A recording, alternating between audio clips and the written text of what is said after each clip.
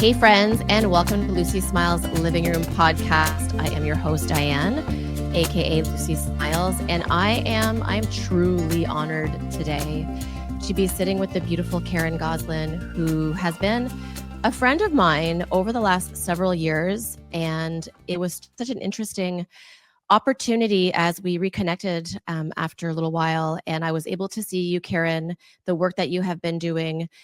The work you've been doing has been well over 30 years in practice, but now with this beautiful book that I know we're going to touch quite a bit on today for the audience, I'm just really excited to have your beauty inside and out sitting with me. So welcome to the Lucy Smiles Living Room podcast. Oh, thanks for having me, Diane. I know it was so nice to reconnect with you, and you've done so much work as well. So it's interesting how our paths crossed again. It was like almost meant to be, wasn't it?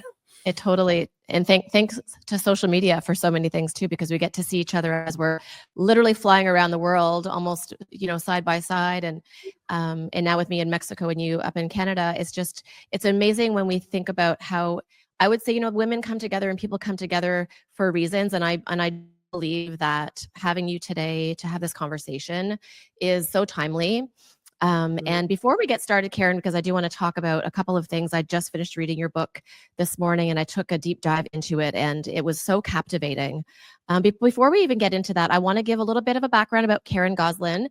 With a background in clinical social work, Karen has spent the last over 3 decades, helping individuals to navigate complex emotional landscapes. So important. And also as a graduate of McMaster University and the University of Toronto, U of T, Karen had begun her career in children's mental health, trauma, before founding her private practice, which is KG and Associates. We'll talk about the KG method as part of this beautiful conversation. This was back in 1998.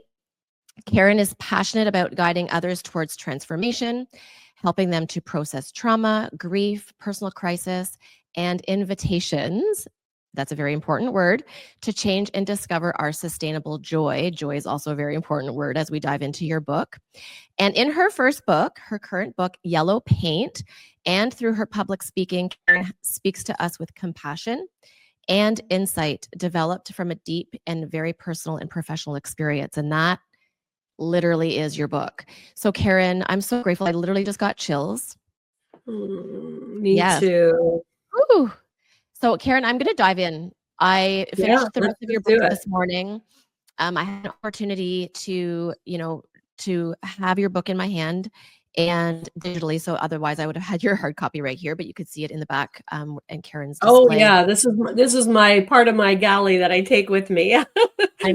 So first I want to say, one of the things I've learned in my own life is that when people share their story, there's always a part of your story gets ignited. And so I'll tell you that so many instances in your book, even like parts of your childhood and your family and your lineage, I was like, wow, like how interesting, that I've known for years, not super, super close, but as we had, met over the years and I'm reading your book, I'm like, how similar is our life? We would have never known had you not, written this book. And so I just am feeling really captivated by your story. Before we get started, one of the things I love to do is hold an intention for our conversation. And so I have this beautiful deck from Autumn Sky, somebody else who has followed their passion and their essence. And so I'd love to just choose a quick card as we dive in, because the intention of your book is so important, Karen. And also, I do believe that people who have an opportunity to read this and to feel the pages and to feel your messages and the stories of your childhood past and of your experience is going to be so deeply captivating. And so, this is a beautiful picture of a woman. I'll post in our thread. Okay. And it's called Guidance. Listen, trust your inner knowing, connect with your intuition, and you are protected. And I feel like that is like an overall sense of the stories in your book. This guidance that you have. And I'm going to tell you before we get started again, is as I was meditating before our chat, what kept on coming up for me, Karen, was that we can't teach what we don't learn. We could try theoretically, let's be honest. We could do theory, but that's not going to resonate with people like it would if we're teaching from a space of experience. And so your guidance as someone who has been working in psychotherapy practice for over 30 years has been through what I read in those pages, those 230 plus pages of your book.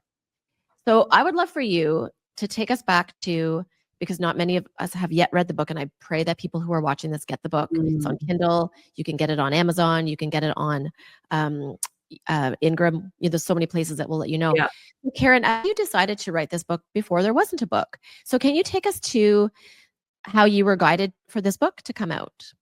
Right. Thank you so much for that amazing introduction. It's always heartwarming, right, to hear somebody feed back to you kind of where you've come from and what you've been doing. So thank you for that, first of all.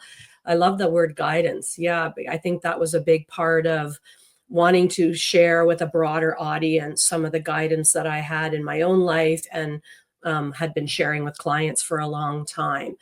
I honestly, Diane, felt compelled to write this book. And you probably had some similar type of experiences, even from that intuition, but it was like, you've got a story to tell. And I was clinically using like sharing self, like in a therapeutic way with clients, but I just kept hearing this voice, like there's more to say to more people. I honestly had the first chapter in my head, probably not even exaggerating, close to 10 years.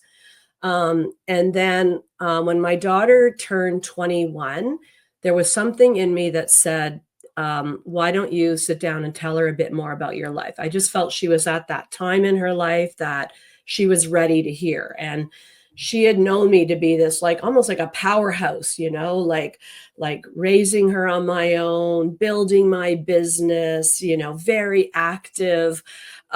She knew I had had some health issues, but she was so young at that time, she didn't have clear memory of it. So I sat down with her one day and I told her the whole story of kind of things that had happened in my life. And honestly, she looked at me and said, "Mom, you need to write a book."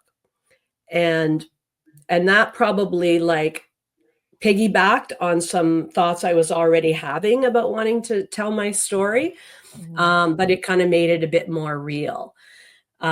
So I, and in and around that time, I joined a private women's club here in Toronto, and I was fascinated by the number of women who were published authors. So it was like a little bit of like my feeling to compelled to tell the story, my daughter's reaction, and then being honestly in the presence of such powerful, successful women. So there was a ghostwriter at that club, and I kept telling her, Beth, we need to have lunch. I want to talk to you about a book. And I think I did that maybe 2 or 3 years. And then when I turned the calendar over to 2023, that was the year I was going to be turning 60, like at the end of the year. Yeah. But I said to myself, okay, you need to you're either going to do this or you're not. It's like you keep playing with this idea. So I made a deal with myself to have lunch with Beth by the end of January about my book ideas, or to let it go. Like maybe it's just not meant to be, but I have to stop this tug of war within myself.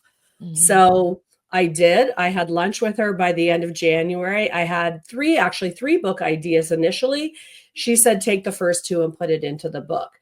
And it was good. She said, most people will have an article, not a book. So like almost like the challenge was prove to her that it's a book, not an article.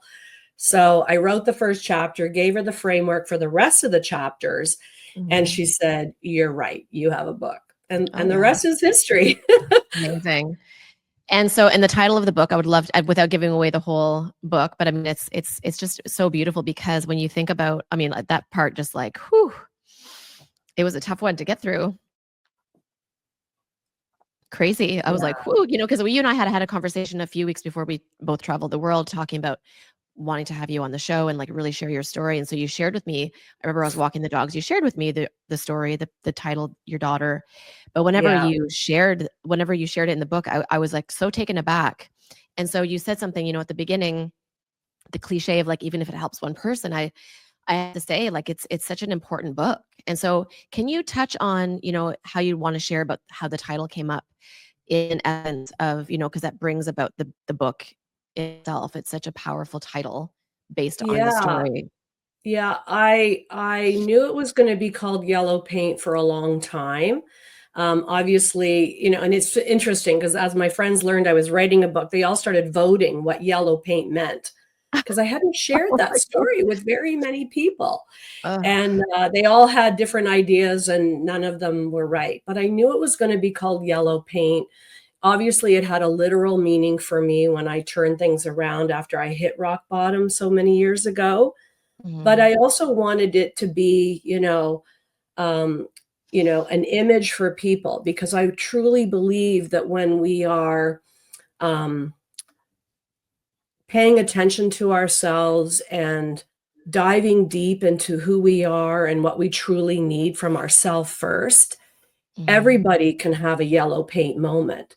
So the Mm. metaphor of, sure, my parents coming to paint a room yellow, that was my wake up call. But Mm. I want everybody to have a version of yellow paint. Yeah. That's really the invitation in the book, is to pay Mhm. attention to repeating negative patterns in your life, and why it's no coincidence we keep making the same kind of mistakes or feeling bad about things. Mhm. And that's my wish for everyone. The subtitle Learning to Live Again, as you might see, because I'm a huge music lover, and I really wanted every chapter to have to kind of stand on its own as its own story. So Mhm. readers could pick and choose what parts of their life resonated the most for them, or Mhm. would be more meaningful for them in the book. But I also wanted every chapter to be a song. Yeah, I love And that. so, yeah, I worked really hard to get the copyrights. I think we got 9 out of the 12 songs, which most people That's crazy. have been surprised by, because they're hard to get. Yeah. But I think Yeah. as you've read through the book, it's like I have Wow. determination, and when it's something really important, I make it happen. Absolutely. And so, yeah, that lyric "Learning to Live Again," I'm like, "That's it." Um, Mhm. that came later on once I started rolling out the chapters and putting lyrics to each chapter. I'm like, "That's it. That's the essence of the book," because Mhm. I got to learn to live again, and do things that mattered more to me and were more important to me, and definitely healthier. Yeah. And as you're sharing this, a couple things that came to me through the book and right now is learning. And so what happens is, as because again, just for those that get to get your hands on this book, after every chapter there are these things to think about, these questions that Karen asks you to think about. Some of them are just a Mhm. few, some of them get a little deeper. Some of them I haven't finished yet because I'm literally going to get a journal so that I can really dive in, because there's so many parts of that book. It's a practical guide, literally, right? It's your story, it's the experience, it's your craft, it's how you are in practice and what you like. We'll touch on all the different therapies that you brought in together, from cognitive behavioral therapy to imago to all these beautiful things that are so important. But it is about learning. And the other thing that I took from this book with there's a theme of self-love. Definitely. Mhm. There's a theme of self-respect, self-worth, and also a theme of just self-awareness. And so when we learn how to be more self-aware, then like especially through those questions that we're thinking, those thought-provoking questions at the end, allowed me to say, okay, where am I lacking self-love? Where am Mhm. I compromising my self-worth? Where am I, needing to learn a little bit more? And so I love that practical guide, but I love that the experiences that you had that were so vulnerable, Karen. Like they Mhm. were so amazing. The other thing I felt for me is I felt like I was able to forgive myself for so many things. I'm like, oh, that's okay. It's meant to be. Don't judge That's it. right. And that's That's really right. huge. Part of healing is and you talk about surrender a That's lot in the right. book. Right. So, Surrender without defeat. oh Yep. my gosh. I mean, like the Mhm. nuggets were amazing. So I would love to touch on, if you can, for the work that you've done for the 30 plus years, around psychotherapy and the different therapies that you've used. Can you touch on why, like what some of them are? You don't have to go through all of them, but whatever feels right for you to share with my audience. I really want them Sure. to learn, because we learn about so many things, psychotherapy, CBT, we learn about all these different things, couples therapy, you talk about family therapy, you talk about individual therapy. So can you talk about what you love and what you've encapsulated in your practice that Sure. works? Absolutely. Let me comment first on how much you've highlighted the word learning, Mm, because that is, like a premise, a basis for a lot of the work I do, and how my journey went the way it did, right? Because I truly believe, right, Diane, that we're all doing the best we can with what we know, with Mhm. what we've absorbed in our life. None of us have had perfect lives. So along the way, those natural disruptions. And I try to outline those in the book in terms of trust, our relationship with trust, control, autonomy, self-worth, identity, and ultimately intimacy. So any disruptions we've had in our lives to any of those stages will necessarily like translate or result in some core beliefs about ourself or others or life or love that have a negative meaning to them without us even trying, without us even knowing. And it's that unconscious mechanism that means that then we project that onto our life circumstances again without even really knowing what we're doing. So there is this, confusion that we have or this frustration that we have when things don't go the way we wanted or expected, either from ourselves or others or situations. So Mhm. I just deeply believe that it is a learning. There is a practical guide that's needed to help us map out what's really happening and why and where it came from. So Mhm. raising to kind of a level of consciousness what has been happening in the background, usually for years and years, but brings it to a level of consciousness that creates that, like what Oprah would always say, the aha moment. Yeah. And that's our ticket to freedom. Yeah. So it is learning, in terms of trying to understand how we got to where we did. What I introduce in this book that is so important is the accountable therapy method. Mhm. And I think I've been working with this for a long time, but as I've been continuing my practice, it's just become a lot more crystallized. And I think you're right. Like we show up differently when we've kind of been more aware of our own journey. So, as I said earlier, even though I sometimes share self therapeutically with clients, I wanted to share my story in this book because I wanted to kind of demonstrate the method. Mhm. And I knew how I had applied some of the accountable therapy methodology in my own life. I knew I was already doing it with clients, but when you bring the two together, Mhm. that's the magic, right? Because then it's like I couldn't share client stories, but I could share my story, and Mhm. that was the demonstration of the method. Yeah. So it's this. I believe that kind of old school psychotherapy was very indirect and created a lot of help for people because they were repeatedly in a non-judgmental space. Right. And over time, clients or patients would make better decisions in their life as a result of that. But our world has changed. So, what I try to do is be very specific with clients. The accountable therapy method is a very practical guide, even when we're diving deep into the past, because when we dive into our past, there's a cathartic effect of comes from sharing the past, you know, but ultimately it's about knowing what to do differently now and in the future because of what we've explored in the past. Right. Right. So like So, making a change based on that. So like making a practical change, improving and right. evolving from it. So not just sitting That's in it, but evolving from it, right? that's right. Yeah. So we can explore the past. There's catharsis from that. A lot of therapies will try to shift the meanings of the past and the associations, and that's Mhm. helpful too. The accountable therapy takes it one step further. It says, okay, you've explored, you've shifted and reframed. Now Mhm. what? Right. Because isn't it that the reason we're doing that in the first place is to make our life better now? Right. So with clients, I'm very specific with them. I help them become specific about their shifting of the past Yeah. so that when they wake up tomorrow morning, the past has informed them somehow. And that is the learning, right? Yeah. I love that Because you said that in the book, talking about like being able to make it to be different the next morning. I'm like, that's that's what we right. want. We don't want Groundhog Day. That's right, that's right. I say Uh, to clients, in fact, yeah. I've in recent years, I've instituted a journaling activity that clients are invited to do at the end of a session. What do you know now that you didn't know before the session? And how Mm, does that inform you for your life between now and the next session? it's beautiful. Because we don't want therapeutic conversations just to float away. And we Mm, feel good in the moment for sharing something about ourselves. But yeah. what creates sustainable change is that somehow that conversation informed me in a very specific way.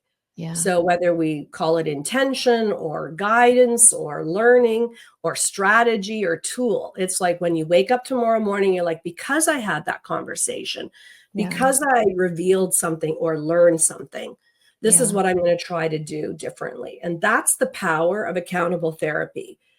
I I love do that. rely heavily on a lot of evidence-based therapeutic Sure. approaches. We do Yep. self-care management. Yes, I developed a specialized cognitive behavioral therapy program called Change.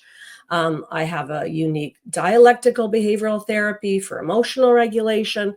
But in the middle of all of that, I developed tools around grief, grounding shame, healing betrayal, and Mhm. what all of the programs share in common is that it is an open space to explore together, but always land on a nugget that the Wow. client or the reader can take with Yeah. them.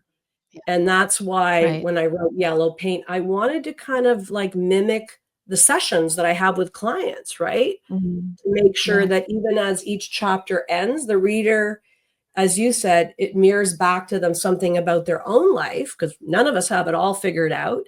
Oh, no, But we don't. but landing on something specific Yeah. that ultimately can make a difference. And that is the power. Yeah. And I love because it is multifaceted. So the therapies that you have, brought together, including, your method specifically. And then I love again to go back into what you had shared in the book around we're talking about relationships with self. We're talking about relationships not only with like our parents, but our past lineages. We're talking about the narratives that we have adopted without knowing. And so you talked really, really, really greatly at deep length around that. Also, like we talked about, because we are a relationship with everyone. You talk about Mhm, relationships with our friendships when we were mhm, younger. So I was able to like I was melting in your pages because I was able to you're sharing those stories of your friends and like the private book club, like all these things that people will get to read in your book. I'm like, wow, this friend of mine in kindergarten made a huge impact on me. How I was behaving in this grade 5 had a big impact on me. Definitely yeah. when I think about the intimate relationships, that I was able to when you say like go back to, what was your first relationship? What did that look like? How are you attracting certain things? Like it's such a and it almost sounds cliche, but it's so real when you this book. Like and I say that because I've been I say this all the time. I've done decades of personal development, but you're never done. Like this book Yeah. impacted me so much. And so I wanted to share that with people because it is the other thing I wanted to kind of go not to go too deeply into, but I think it's really important is you did mention something in one of the later chapters. Um, because sometimes in our life, when we're going through our evolution and we're going through our growth, we also have to make hard choices. So for instance, say for you with divorce or, do you have to leave a house, an environment, a spouse? You talk about Mhm. that as well. And so in the work that you do, because you obviously do individual, couple, family, can you lightly touch on, how it looks for people or what guidance you can give them to say, sometimes it is something to think about when it is time to leave or time to move on or to move forward or to back out of. Is there something that you could share around that? Because some people that are watching this may be thinking like, what do I do right now? Mhm. Is it do I go to therapy by myself? Do I like you talked about like bringing your spouse in, as long as they want to though. You don't force people, you need to do this and I'm going to, tell you that you're wrong without it. Can you touch on some parts of that for people to have a little bit of a level of awareness of being okay with sometimes it is like the chapter in your book moving on from Yeah. spouses, houses, environments, all of that kind of stuff. Right, right. It's a Yeah, big topic. great question. So generally speaking, when somebody is facing a hard decision, because I think inevitably all of us reach that point, whether we have to move, whether we have to end a friendship, leave a job, leave a marriage, right?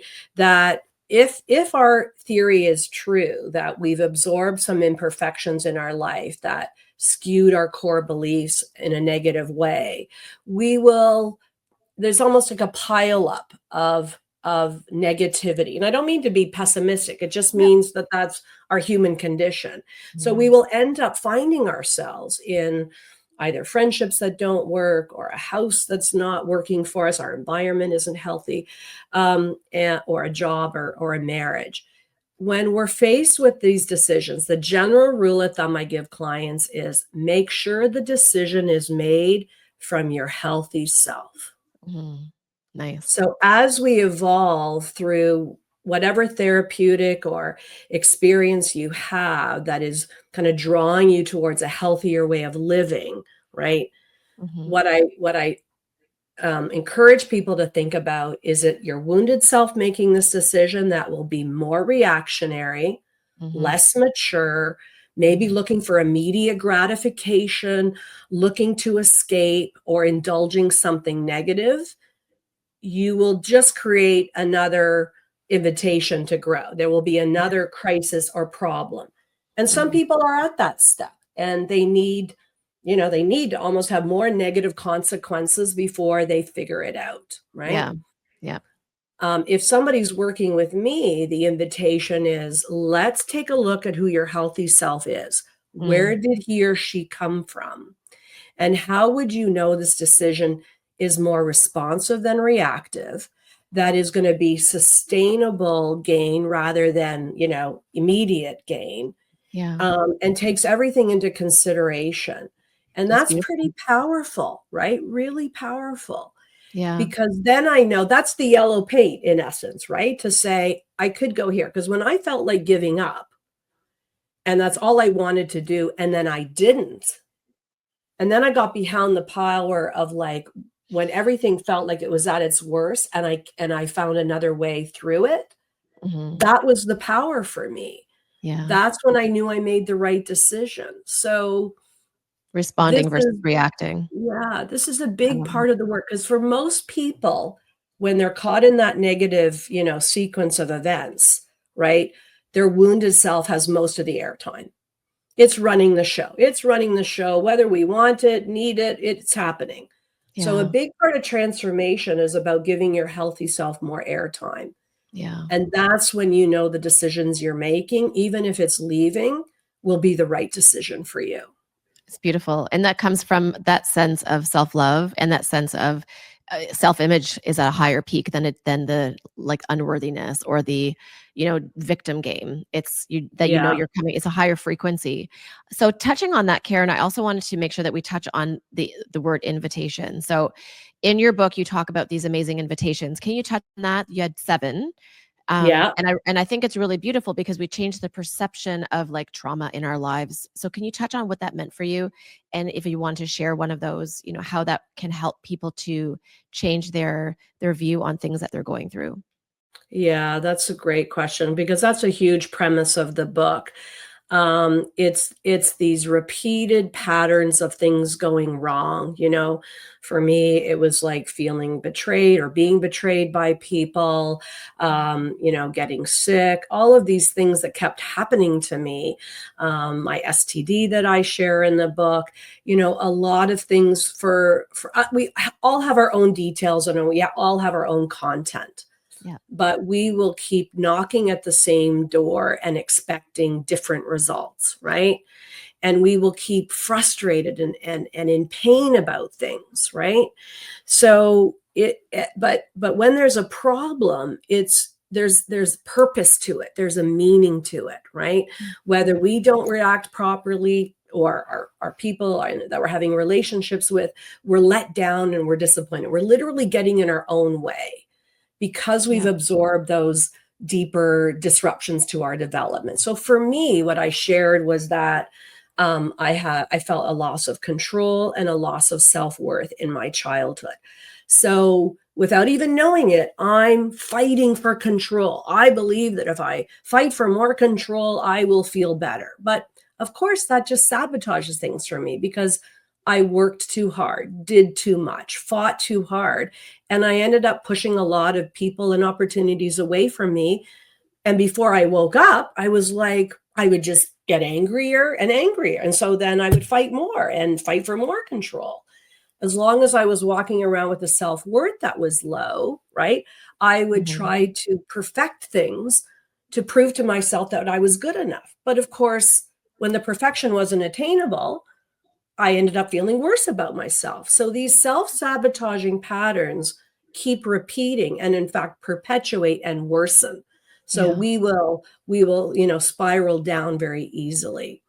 So when I got sick with my chronic fatigue syndrome and fibromyalgia, there's many examples in the book, but I'll just pull that one Yep. out. Yep. And I was fighting harder, exercising more, doing everything you're not supposed to do. But there wasn't any clarity at that point. So I just thought, oh, I'm beating this. Like whatever I'm sick with, get out of my way. I don't have time to be sick. I need to work harder. And luckily, my family doctor at the time, because it was a fairly new diagnosis at that time in the late 90s, she literally diagnosed me within the minimum criteria of time, which was 90 days. And I thank her so much in the book for that. And there was a label, and that illness that is very common with autoimmunity. Most people with autoimmunity do have that type A personality. And I would try to outrun it until I got the invitation, until I opened the invitation. You know what? I'm going to beat this illness, and I'm going to try and do more. And it just didn't work. And when I radically accepted that part of the meaning of my illness was that less was more, then I opened the invitation. And Yeah. then, oh, I'm getting chills now. And Oh, then did that not only help my health, yeah. but I could open it up even bigger in my life. Because what if it wasn't just my health? What was it about how I was running my relationships, my daily life? What if less was more there as well? Yeah. And that was a huge invitation for me. And then I could regulate my health a lot better. And I talk a lot about this in the book, about how I applied my type A type of thinking to actually recover my health, right? So I would count my steps and count the minutes I was walking, made a little competition with myself. What could I do in a day and not crash? It's The amazing. invitation was opened, but not fully opened because I kept running a little bit too hard. So the Yeah. ultimate invitation was when my husband left me, and I was already sick, already had lost a pregnancy, had lost my career for several years while I was unwell, and everything kind of built up to that. But Yeah. once you open the full invitation, it's so liberating, Right. because you accept things about yourself that previously either you didn't want to look at or couldn't look at. And life, like I always say to clients, don't worry, the universe will deliver something else to you. You'll I get know. another chance. You don't want it to be the Mack truck. Oh, you want to Right. nip it before that. One of the two things actually that as you're sharing, I loved whenever I didn't love the fact about you talking about your chronic fatigue, and talking about the doctor that really supported. That was amazing. I had that similar in my past when I was diagnosed with celiac disease back in my late 20s, and I had also realized too the emotional component of that, because you do talk about like we are what we eat who we are. I remember that part in your book. Yeah. Very important, like nutrition, mindfulness, and all of those things. So for me, when I look at autoimmune, physically, that's your body's attack itself. And so when you think about that emotionally, when we're Mhm. attacking ourselves, we're not good enough. We're attacking ourselves, do more faster. Your Right. body keeps the score, and you talk about that in the book. Right. That's Um, right. right. And then the other thing I wanted to talk to you about too, even because more near the end is when you talked about the chronic fatigue. Before that, which I find ties into each other, which is exactly what you're sharing. The message is when we talk about the breath meditation, you talked about like doing it, the practice that one of the practices that you share, how even like at the beginning of the day, some people do it midday, but how you Mhm. talk about, going back to breath. And that is like so little exertion of energy for so much reward. And that in Mhm. itself allows the body to regulate, right? Because at the end of the day, we could just check in every day. How is my nervous system doing? How is my relationship? That's And we right. talk about the gut, we talk about the heart surgery, but like all those things, I was like, oh my God, you covered so much in I just over know. 200 pages. I'm like, oh my God, this is going to be like 5-part series. But I wanted to talk about that, about how important it is to go back to just the breath sometimes when you don't know what else to do, Absolutely. right? Absolutely, and it's so hard for people. It was hard for me for a long, long time, you know? Yeah. It's Mhm. hard for when we're living unconsciously, we're running. Whether we're running passively, aggressively, passive aggressively, we're on autopilot. We're living unconsciously and we don't know we're living unconsciously. We're just Mhm. living in that moment of frustration and fear and confusion and anxiety, right? What Yeah. happened for me, because you're right, like in the book, I really try to illustrate how important it is to do a little bit of our self care every day. I know the big moments, change us. And obviously, that's part of the bigger invitations. But the recovery, although something big can happen to take us in a different direction, it is really important for our brain health to do a little bit every day. So Mhm. going into COVID, when all of my sessions went online, I took a longer look at some summary charts that I create for clients because I'm big about making the theory usable. So we have a lot of evidence-based approaches, but I want clients to like hear the theory, hear the example, and then know exactly what they're doing differently. Yeah. I took 4 parts of our dialectical behavioral therapy method, and I created a 2-minute meditation. And the first part is about take a minute to breathe. Mhm. And even some people will find that hard to do. And the myth is, if I'm distracted, I can't do it. If I'm too anxious, I can't do it. But even if you spend the whole minute breathing, getting distracted, and then coming back to breath, you are just teaching yourself how to make the breath familiar. It's Right. about making the breath familiar because you're right. When we can find our breath, then we can act with intention. And some Yeah. Sorry. I was gonna say sometimes new, more insightful information comes from that different frequency, because if you're in fight or flight, energetically being chased by a bear, your thoughts are not super supportive. And when you breathe, all of a sudden, like the meditation that I do, most every day, it's like this beautiful infinity meditation. What happens in Mhm. my brain when I slow down, I'm like, oh, wow. And then so Yeah, the insights that come from that, that's right. That's right. impeccable.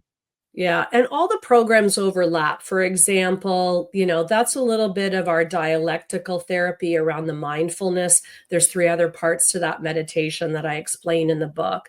But Mhm. that overlaps with our cognitive behavioral program where we want to reorient our thinking so that we are getting closer to what we really want. Yeah. So there's a part in the change program where the A stands for adjust, which means Mhm. we need to like shift gears right now to calm our brain down. So for me, I literally bite the inside of my lips. That's my A in my change program because Wow. as a fighter, I will say things I regret. So when Mhm. I find my breath with the DBT method, it reminds me, Karen, bite Yeah. the inside of your lip. And I know that may sound strange, but I'm not really hurting myself. I'm just saying if you Mhm. just indulge the moment, you might say something you regret. So Right. all of the programs overlap, and it's exciting to see with clients how they build on each other, where Yes. the brain and the heart surgery parts of the program integrate. And Mhm. people have the tools and strategies, whether it's from like here and now strategies or from a deeper, information that they developed as a result of exploring their past. I know when those two levels are synchronized, Right. people can have a better chance of living the life they want. That's what Yeah. happened to me. Like that's honestly what happened. So and I'm not different. I mean, everybody gets to a point where they hit some kind of rock bottom or Yeah. some kind of repeated frustration. So Yeah. I knew if my clients were doing it, I knew if I did it, it was like, okay, what about sharing this bigger? It's amazing. And it's so, again, I just think of it as self-awareness. And whenever we have those different tools in front of us, so whether it's like your book or the therapies that you're using in the book and the methods that you've created, that if people want to work with you, which we'll touch on in a little bit, I think those levels of self-awareness allow us to then be in a kind, compassionate space, a safe space, which I know you talk about, you creating a safe space for your clients. But for us to find that safe space within ourselves, that we don't need to look on the outside. One of the things you touched on a little bit ago was talking about, not looking at all the exterior for things that are inside. And once we can shift the inside, then Mhm. that sustainable growth, and you talk about sustainability in your book as well too, as long That's as also right. sustainable joy. So what I wanted to also ask you is just kind of a practical question is, I believe in talk therapy. I believe in cognitive based therapy. I believe in imago. And so Mm. one of the things I think that is really important is like we're not stuck on our story. So you share about changing your perspective, waking up with a new idea around things the next day. So does that allow people then to not have to be drawn out for, I mean, sometimes, tell me if I'm wrong, you can get codependent in therapy, right? Because now you have someone who will listen to you all day long, but that's not going to help you to get to the next step. So do you find that the work that you've created has allowed people to grow faster, stronger, for their own self? Have you seen that kind of compressed time frame type of instance where people are seeing things shift faster than maybe Yeah, they would? yeah, well, I believe in the method I teach. I see it for myself. Hmm. The biggest complaint I get, and I'm not putting anybody down, I'm just giving feedback here, Yes, of is that course. people will spend a lot of time in talk therapy and feel better in the moment, but they will say, "My therapist was great. He or she was a great listener, really seemed to understand me, but nothing changed." Usually the Mm, second question I ask is, what are your tools and strategies? And mm. inevitably people who are frustrated with the process will say, I don't really have any. Yeah, So interesting. so I just know the accountable method where we land on something very specific and personal Mm, is that is the accountability, because then I want yeah, clients to leave the session and go, okay, we've landed on something important and meaningful for me. And now my job is to hold myself accountable for practicing that. And yeah, of course, there's deeper pieces to that. And do I deserve the change? And, what's mhm, going on in my life? And what decisions do I need to make to even make that possible? But right, yes, it's a deep, serious invitation. The research tells us that change happens when something specifically is different, right? right, And those are the important points that we want to land on. right, So that is a big part of it.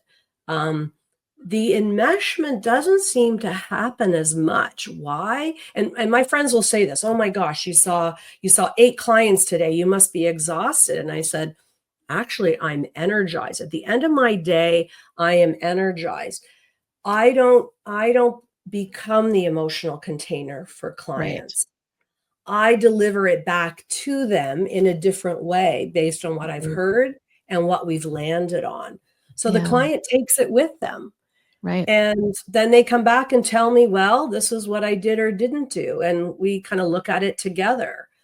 So sometimes I feel like I'm more of a consultant than a therapist because I listen deeply. We yeah, land on something specific, but then it's handed over to the client. I'm right, accountable to them to make sure the space is safe and credible and meaningful.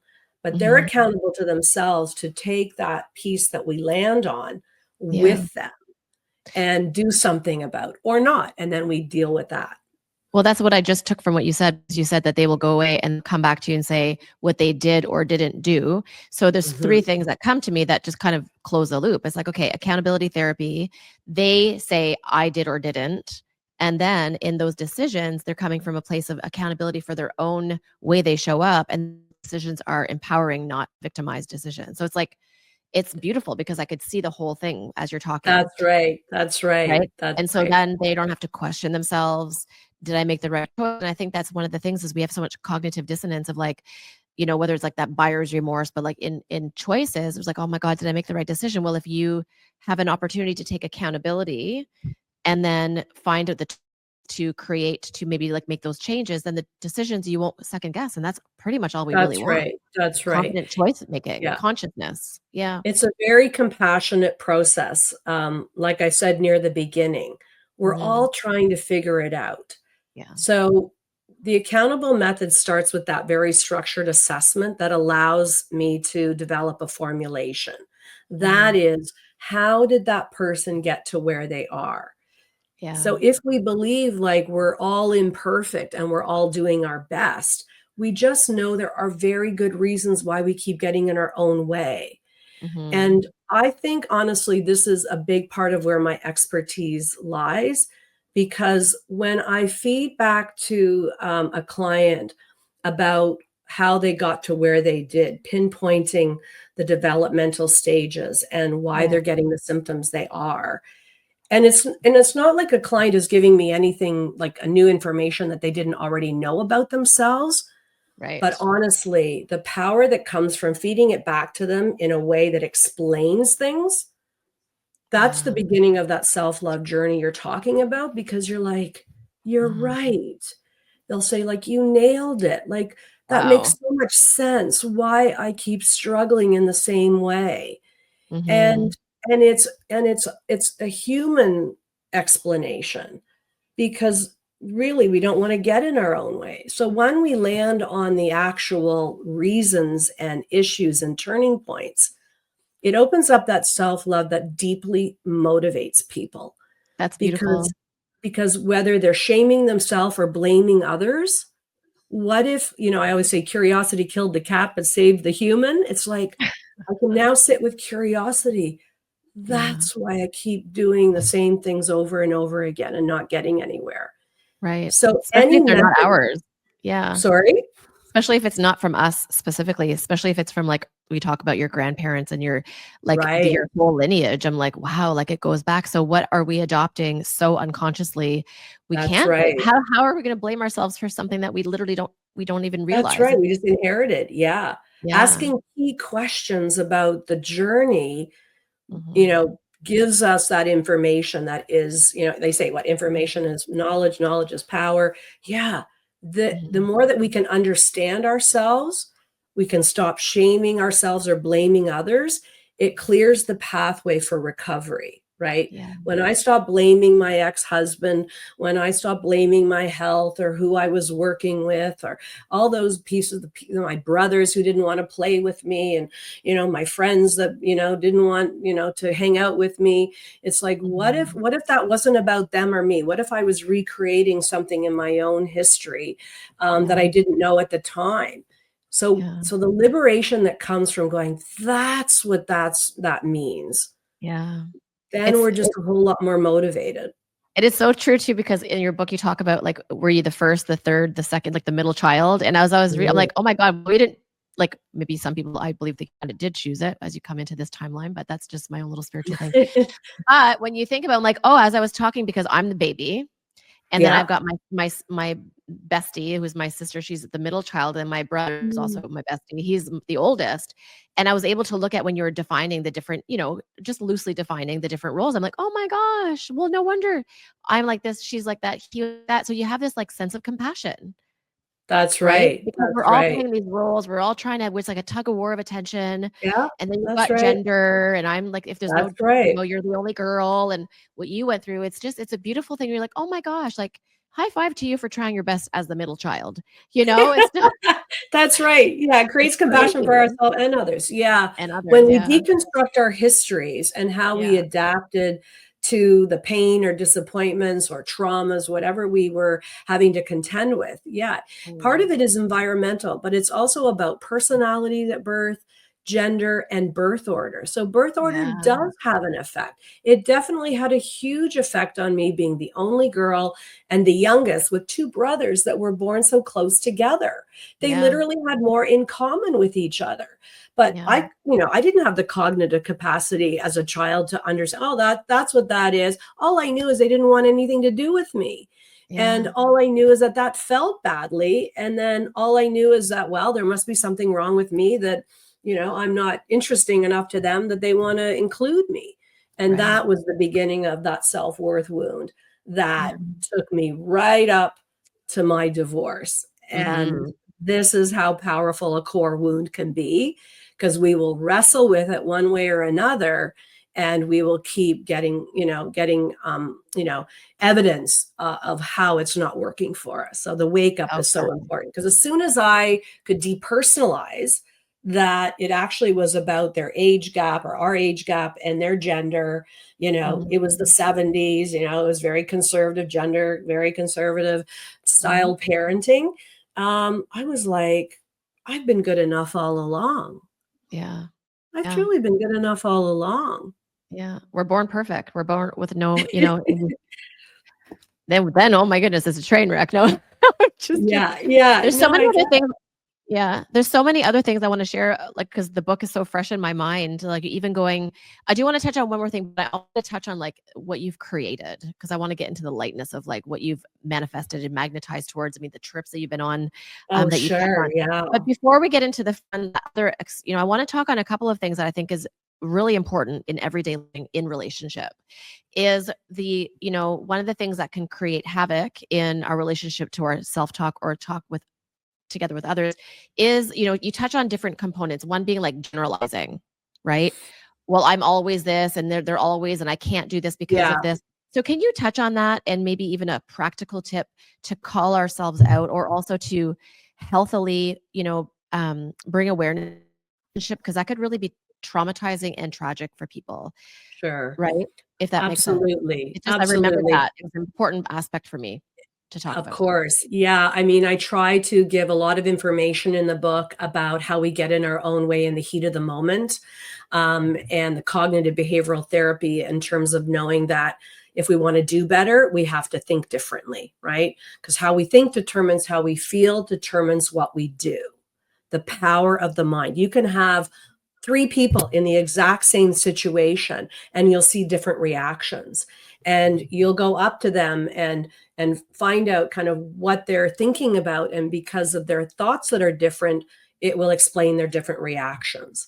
This is Mhm. where a lot of relationships break down, by the way, because our life histories are different. So what I think about something will be different than what you think about something, and we will feel hurt or angry that the other person thinks so differently or reacts so differently to something that we were both part of.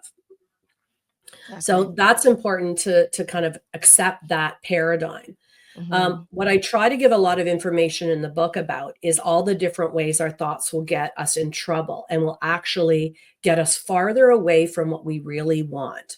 Because if we're Mhm. trying to change reactions to responses, it means that we're thinking specifically and factually in the present.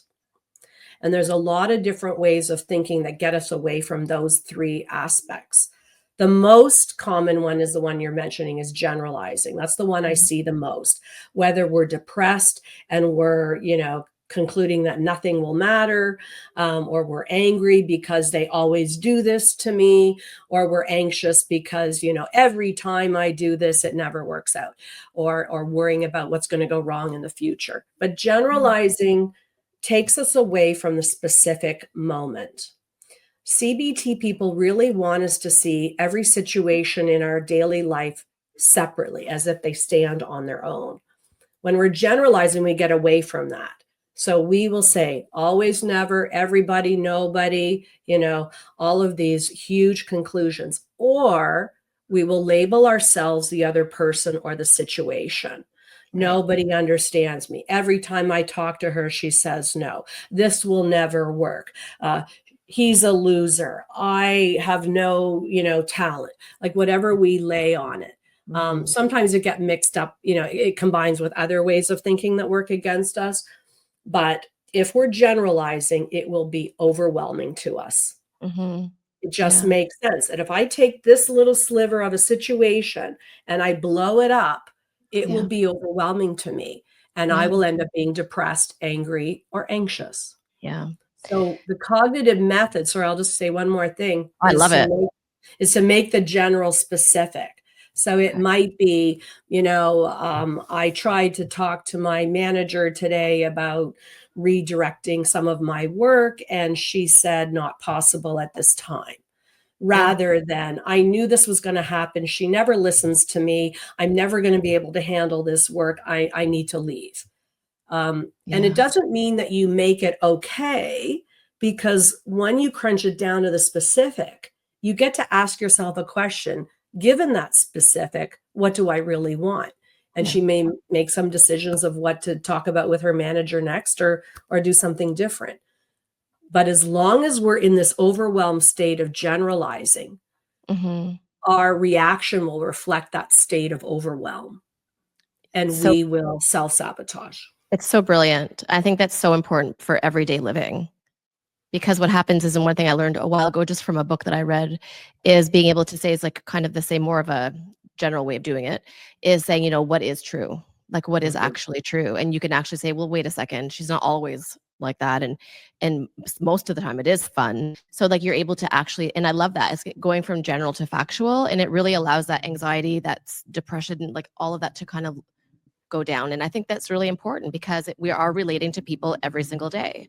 That's right, So that's right, and yeah, I even in wanted my to make it clear. example, when I'm walking around going, "I'm not good enough," right, and something would go wrong in my life, it was too easy because I rode the aggressive side of not being good enough, I would blame others, right, so then I would Mm, fight too hard, and I could justify fighting because I'm generalizing about what they did wrong, and so we all have our twisted up ways of taking a core wound and creating reactions when things go wrong. All it yeah. takes is something in our daily life that is thematically similar, right, Mhm. to that part of that core wound. Ugh, So when my brothers don't want to play with me, I conclude I'm not good enough. I'm going to be on the lookout for anything that tells me I'm not good enough. ugh, And because my personality was more aggressive than passive, I would yeah, fight with that person or that thing, right? So the CBT and the deeper healing overlap because what bothers us and how it bothers us and how it yeah, plays out is part of that deeper narrative. right, That's why we have to tackle both layers. right, because you're perpetuating the situation and your dominating thoughts give you more to like more, as we know, it's gonna give us more evidence to support what That's we're right. thinking, and then you talk Yeah. about the downward cycle. So I wanted to make sure to touch on that because I think it's a really practical and Right. important Well, thank information you. for everyone. Yeah. So I wanna twirl it, Karen, because Okay, we're you have twirling. to twirl it because I wanna talk about all things bright and beautiful about you and how you have taken this book that you had in you, that you were, prompted to write, and I wanna talk about what you've created, like what you on the red carpet. I really want to talk about something that was so important for you that literally is changing lives. I mean, I am like an advocate for this book, Mm. and I'm is tell us about how your launch went. Tell us about the hands that it's been in. How did you attract this? Obviously based on, I believe that contribution is what creates currency. That's the currency, is contribution. Right. It's not about money, it's I not about know. fame, it's contribution is currency. For me, that's just like my number one mantra. So I would love for you to share with my audience, how has this been? Your book got launched. Tell us about everything that you've been doing. Tell us all of the beautiful things that you've created. I think people need to hear these stories. Yeah, and this is my version of what yellow paint is, but if everybody's got that yellow paint, like, invitation or potential, right? Just as we can spiral down, we spiral up. Mhm. So spiraling up, once I rediscovered that I was good enough, once I rediscovered where a moderate level of control and choice and power was in my life, as Mhm. it is with any of us when we figure it out, we can rise to our full potential. And I know for sure I am like going after that and holding myself accountable for writing the book, Yeah. not giving up when it was so hard to, like, in the trenches of editing and re-editing, and it was like my life completely changed, but I believed in myself and I believed in the yellow paint project. So we got it done. In the middle of all that, my PR team goes, because we were building towards, I'm a big party person.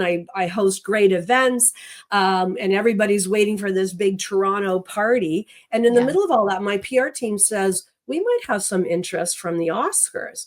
And I'm like, really? Ugh, So fast forward, there we are in one of the primary Oscar gifting lounges in February. And obviously a lot had gone on. There'd been the fires in Los Angeles. mhm. And, we wanted to dedicate part of the proceeds to that cause. And we were fully Yeah. aware of, the juxtaposition of like the Oscars and glamour to like everything that community was going through. But Yeah. and my PR who was with me at the time, she's like, Karen, you were just, pardon the pun, this is a bad pun, but it's like you Yeah. were on fire. And I was, because it would just light me up so much to meet with celebrities and people in the industry Yeah. who were captivated by our booth and our display. I love the cover. It's a bold cover. That's what that's what illustrates what the journey is that I'm inviting readers to. Yeah. And being able to talk to people about the accountable therapy method and what had happened for me. And it just like it was, it's like when you're living your best life. I Yeah. was so proud of myself and so like honored to hear the questions that people were asking and people actually building more on the method. Here I am in LA talking to actors and they're asking me about accountable therapy. And they're like, yeah, one actor said, this is like interacting with love and not telling people what they want to hear, but what they need to hear. Like people really got it. And that's Yeah. what really lit a fire. And the most recent feedback I got in my recent travels was with a woman who was sharing her own trauma and anxiety and had gone for help. But when she started reading the book, this was in Japan. So I'm in Mhm. Japan, halfway around the world, and people are reading Yellow Paint. Oh And my she God. said, the fact that you share so much about your own story, which is kind of like what you were saying a few minutes ago, she goes, it's not a textbook. Mhm. Yellow Paint is not a textbook.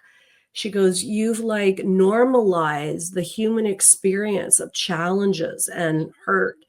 And she goes, honestly, that means more to me than anything. Because Mhm. for most of us struggling, we have so much shame, and whether we're hiding or medicating in some way. So, like all these touching moments that were like, we did it. Like I Yeah. did it. Yeah.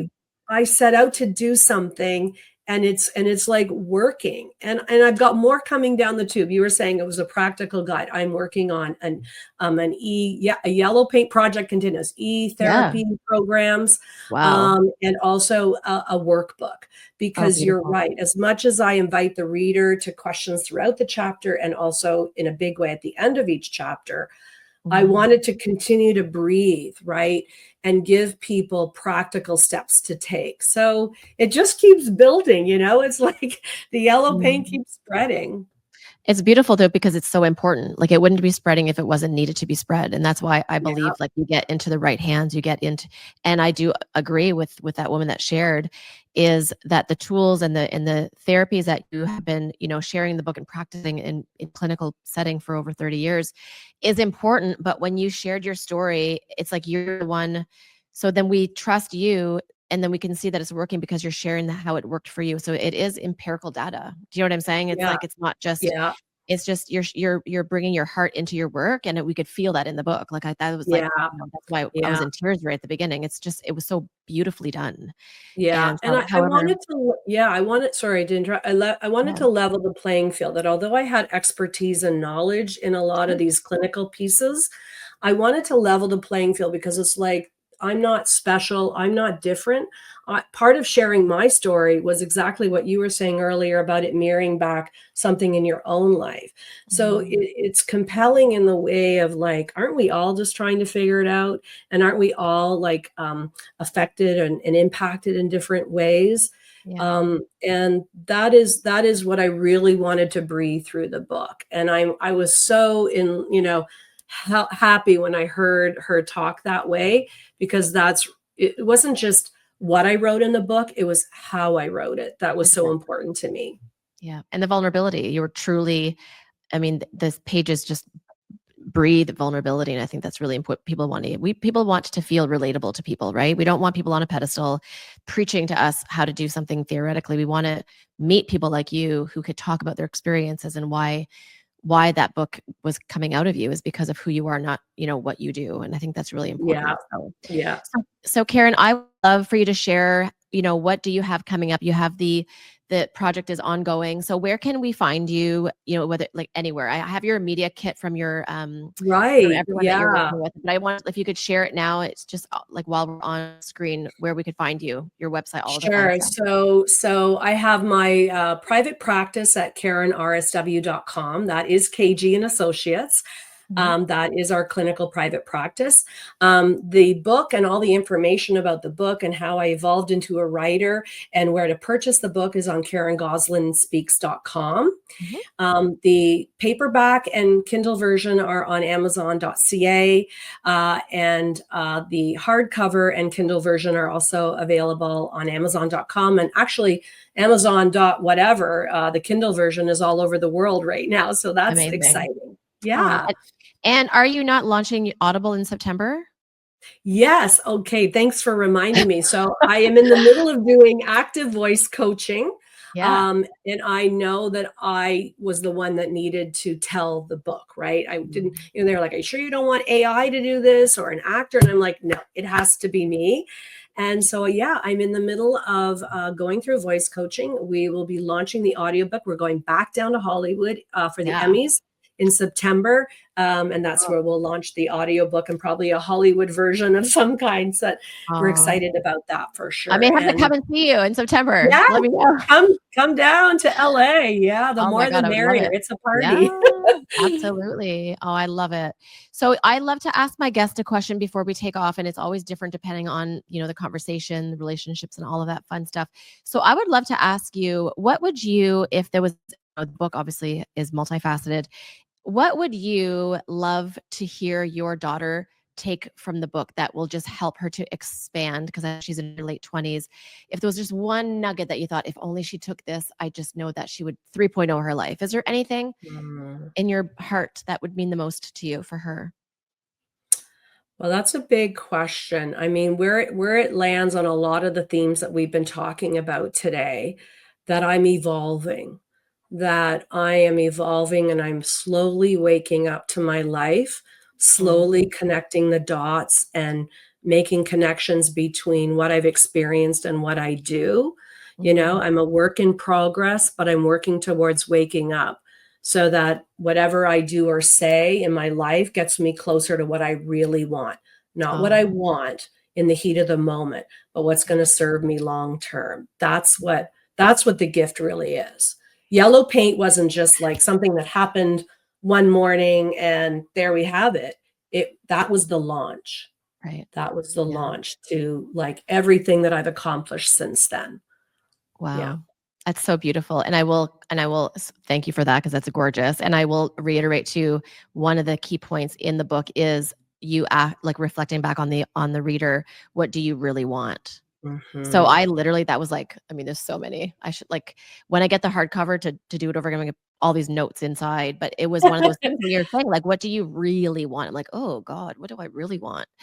It's really important because sometimes like, I really want this and I want that. Wait a second, sustainably, not just in the moment, not just the instant Yeah. gratification of this life of everything is before we even ask for it at this point, right? Yeah. Going back down to that grounded foundation of what do we really want? What is our day? Right. What do we really want our day to look like? Our relationships, our environment, all of those things that you talk about getting better and healthier. So That's right. Yeah, and yeah. people react differently to that statement because they'll be like, "What do I really want?" Some people will say, "Oh, that's a simple question, I know." But then when you deconstruct it a bit, they're actually acting more about what they want than they really want. Other people will say, how am I supposed to know what I really want? But Yeah. as we work through the methods and the programs, Mhm. helps people become very close to the Yeah. answer of that. Yeah. And that's what's so powerful. So yeah, thank you for that. And one last thing too. I mean, again, we're gonna have you back on. Definitely for your Audible. We'll have you back on in August. But one of the things I noticed too at the beginning is that when you talked about certain things around what we really want, I had just written my standards out for like I was on my last flight from LA to Mexico last week, and I decided to write my standards. So I like my standards for living. So you Mm, can call it core values, you can call it non-negotiables. But sure. that was another thing that I remember in the beginning parts of the book that you talked about, knowing what those are, like knowing what your core values are, and then you get to actually see what do I really want based on those, not just like in the moments, the quick moments. So That's right. The yeah, clarity on our core beliefs or core values, yeah, once we do put in the work, it literally changes the direction. It changes our yeah, perspective when yeah, things go wrong. It yeah. motivates us when things go better. And, it will definitely get you closer to what you really want. And I love having it. clarity about that, It's huge. is very important, right? Because Yeah. we tend to then it gets a bit messier than we really Yeah. want and deserve. Yeah. She really wants to say hi, Angel, my dog. Yeah. She she intuitively always knows when it's almost done because she hangs out with me Yeah, in the she's like, "Okay, on set. time to wrap." She's like, "We're wrapping, mama." So, but I just wanna Yeah. say thank you, Karen, so much. I'm so grateful for your book, for your message, for your movement, your project. And I just wanted to really honor your beauty inside and out. You're just mastering, your own story and sharing it with other people. And so thank you so much for being on the Lucy Well, Smelson thank you for podcast. having me. Thank you for Oh, reading the book. I oh, yes. thoroughly loved how informative this interview was. Oh, It was good. really very quite interesting and very, very Oh, touched my heart. Thank thank you. you. And so for our guests, I just want to say, my tagline is follow the magic that ignites your inner essence. And so we do have beautiful guests on our show that are following that magic that ignites their inner essence. And so if any part of this or all of this has touched you in some way, I would love for you to share this far wide. I would love you to take an opportunity to go to Karen's website to purchase her book. Again, you could do Kindle, you can do hardcover. You can also, take an opportunity to get to know the work that she does personally. Are you taking clients, like personal Yes, clients? Okay. we're Okay. always open for business Right. and And yeah, and you're based in Toronto, but you're obviously online as well. that's right. Yeah, yeah. Okay. We're all So over. yeah. Mhm. So I just want to say thank you to our guests. And until next time, don't forget to follow the magic that ignites your inner essence. And we will see you on the next show. Thank you, Okay. Karen. Thank you. Thank you, Diane. Aw.